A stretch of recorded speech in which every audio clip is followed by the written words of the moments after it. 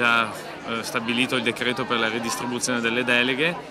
Non credo ci sia problemi a livello di Consiglio Comunale, in quanto che non era stato fatto alcun apparentamento, per cui i numeri restano quelli che erano precedentemente. Sembra già assorbito lo scossone subito dalla giunta Tonona a Vittorio Veneto. Complice la deroga per la costruzione del traforo di Sant'Augusta, l'assessore Alessandro Mognol ha rassegnato ieri le dimissioni irrevocabili, provocando il rimpasto della giunta.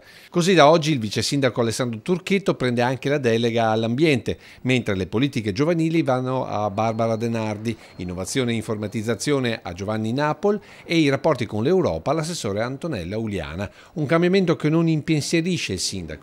Questa amministrazione non chiacchiera molto, cerca di lavorare almeno. Sul traforo il sindaco è chiaro, non potendo bloccare tutto, la strada è stata quella di concordare con i cittadini le soluzioni lasciate in sospeso dall'amministrazione D'Arè. A differenza dell'amministrazione precedente abbiamo convocato prima tutti i ricorrenti e poi uno per uno con l'ANAS e con il loro avvocato per risolvere il problema e siamo arrivati alla conclusione.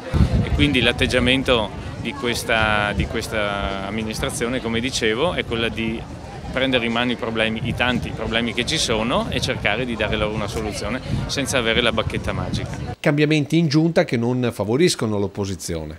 Questo era un assessore aggiunto perché in effetti hanno fatto parte di sono entrati in maggioranza con il ballottaggio, ma in realtà non cambiano i valori in campo. Quindi rimane tutto così, non vi sentite più forti? Ma avevano un consigliere in più, ma che comunque non va a intaccare la maggioranza.